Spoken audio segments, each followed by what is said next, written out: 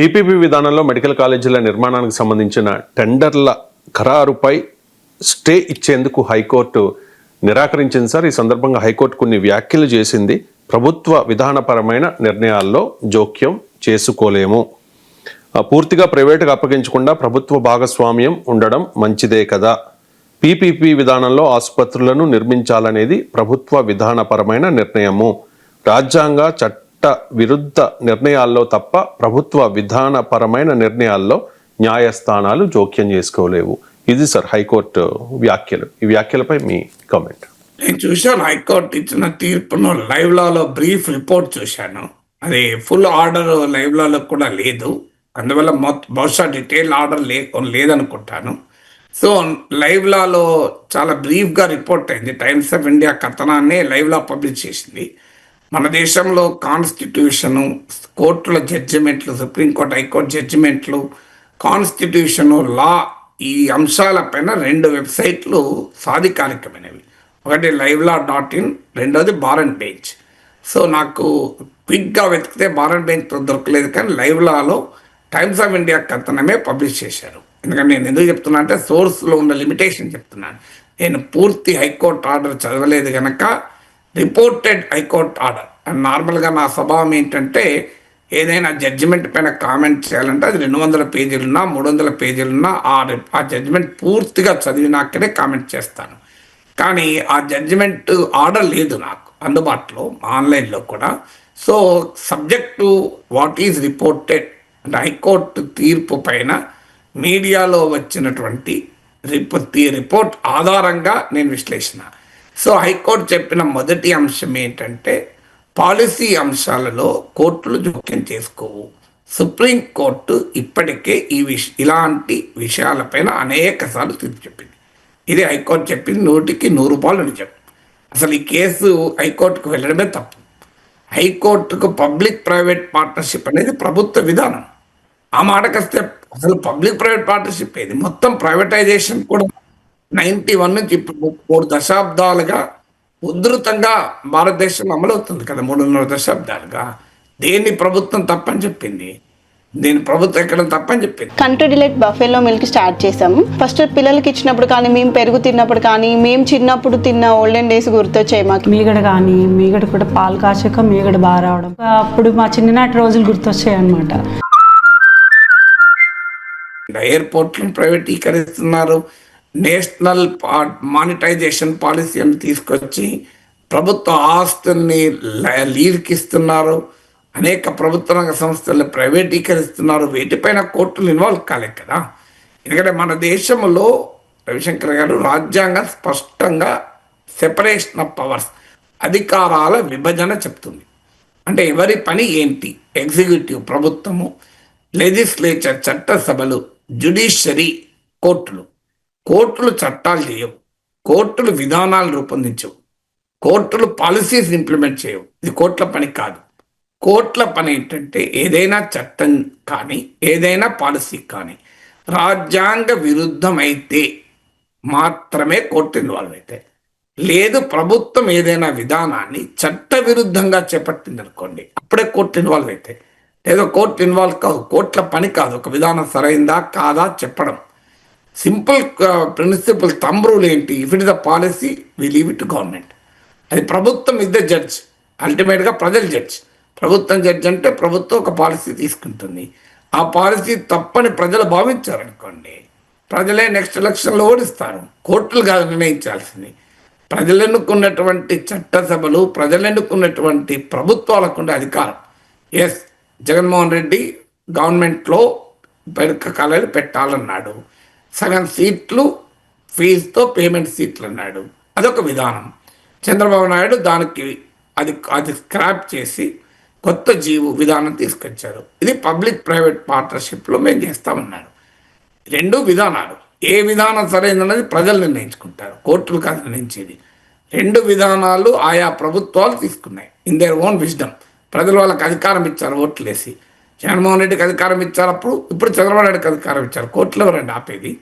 కోర్టులు ఎన్నికైన ప్రజాప్రతినిధులు కారు కదా. అందువల్ల ప్రజాస్వామిక స్ఫూర్తితో చూసినప్పుడు పీపీపీ విధానాన్ని చేపట్టడం రాజ్యాంగ విరుద్ధము కాదు, చట్ట విరుద్ధము కాదు. అందుకే కోర్టులు దానిపైన స్టే ఇవ్వని నిరాకరించింది.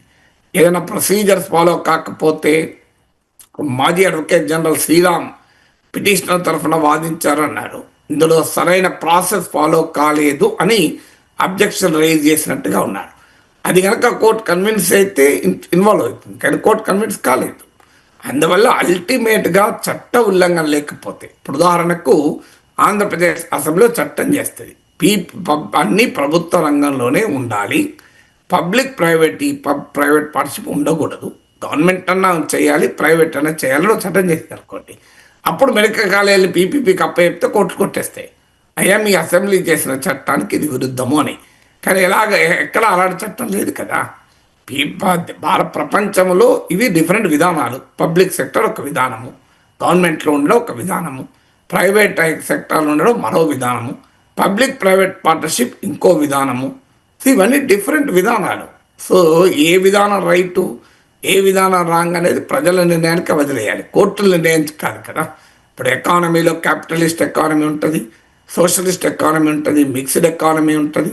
దీస్ ఆర్ ఆల్ పాలసీస్ కదా. సో అందువల్ల ప్రభుత్వ విధానాల్లో కోర్టులు జోక్యం ఎప్పుడూ చేసుకోవు. అయితే నేను ఈ హైకోర్టు జడ్జిమెంట్లో ఒక ఆసక్తికరమైన అంశం రిపోర్ట్ అయింది. పీపీపీ ద్వారా ప్రభుత్వానికి నిధుల కొరత ఉండడం వల్ల పీపీపీ చేపట్టి ఉండవచ్చు, పీపీపీ ద్వారా మెరుగైన సేవలను అందిస్తామంటే అభ్యంతరం ఏంటి?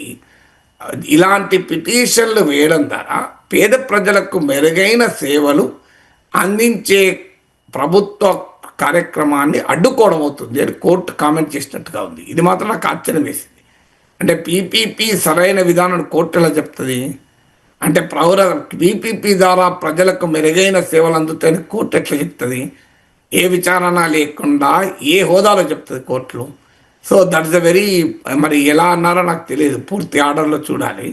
అలా కనుక అని ఉంటే క్లియర్గా చెప్తున్నాను, గౌరవ న్యాయస్థానం తీర్పును ప్రశ్నించే హక్కు పౌరునిగా నాకుంటుంది, కానీ ఆ జడ్జిలకు మోటివ్స్ అట్రిబ్యూట్ చేయకూడదు.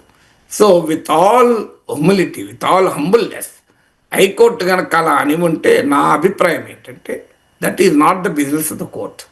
పీపీపీ మంచి విధానము, పీపీపీ చెడ్డ విధానము అని హైకోర్టు సర్టిఫికెట్ ఇచ్చే అవకాశమే ఉండదు. దట్ ఈజ్ హైకోర్టు చెప్పింది కదా, పాలసీ అంశాల్లో మేము జోక్యం చేసుకోమని. మరి జోక్యం చేసుకున్నప్పుడు ఇది మంచి విధానము, ఇది మెరుగైన సేవలు అందుతాయి, పీపీపీ ద్వారా మెరుగైన సేవలను అడ్డుకోవడమే అవుతుంది, ఎలా చెప్పగలుగుతారు? So that is not the business of the courts. ఒక పాలసీ మంచిదా చెడ్డదా కోర్టులు ఎట్లా డిసైడ్ చేస్తాయి? అయినా ఏ పాలసీ మంచిది, ఏ పాలసీ చెడ్డది అనేది కాన్స్టెంట్గా ఉండదు. మనం కొన్ని దశాబ్దాల పాటు ప్రభుత్వ రంగమే మంచిది అనుకున్నాం, ఇప్పుడు కాదు ప్రైవేటీకరణ మంచిది అనుకున్నాం కొన్నేళ్ళు, లేదు పబ్లిక్ ప్రైవేట్ పార్ట్నర్షిప్ మంచిది అనుకుంటారు. ఇలా రకరకాల విధానాలపైన సమాజంలో మార్పులు వస్తూనే ఉంటాయి. ఒకప్పుడు ప్రైవేటైజేషన్ అంటే నేరం, ఇప్పుడు నేరం కాదు. ఒకప్పుడు అన్నీ గవర్నమెంటే చేయాలన్నది విధానం, ఇప్పుడు ఆ విధానం కాదు.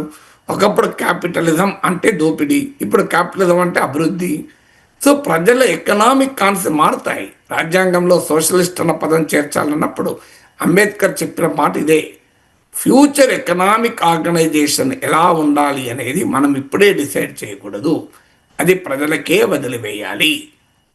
ఏ రకమైన సోషల్ అండ్ ఎకనామిక్ ఆర్గనైజేషన్ ఉండాలో ఇప్పుడు మనం చెప్పకూడదు. ఇప్పుడు మనం సోషలిస్ట్ అనేది మంచిది అనుకుంటున్నాం, రేపు ప్రజలు ఇది మంచిది కాదనుకోవచ్చు. We leave it to the people అన్నాడు అంబేద్కర్. అందువల్ల పీపీపీ అనే విధానము సరైంది అని తెలుగుదేశం కూటమి అనుకోవచ్చు, సరైనది కాదని ఇంకోరు అనుకోవచ్చు, ప్రజలు కూడా ఇప్పుడు సరైనది అనుకోవచ్చు, రేపు సరైనది కాదనుకోవచ్చు. అవన్నీ పబ్లిక్ డొమైన్లో వదిలేయాలి తప్ప courts cannot decide what is good public policy, what is bad public policy అనేది కోర్టుల పని కాదు. What is constitutional, what is unconstitutional, what is legal, what is illegal, ఇంతవరకే కోర్టులు తేల్చాల్సినవి. కోర్టుల పని కాదు what is good public policy, what is bad public policy, అది పబ్లిక్ పాలసీ ఎక్స్పర్ట్ తేల్చాలి. ఇట్లా రాజకీయ పార్టీలు మాట్లాడుకోవచ్చు, ఫైనల్గా ప్రజలు నిర్ణయిస్తారు ఆ పబ్లిక్ పాలసీ రైటా రాంగా అనేది.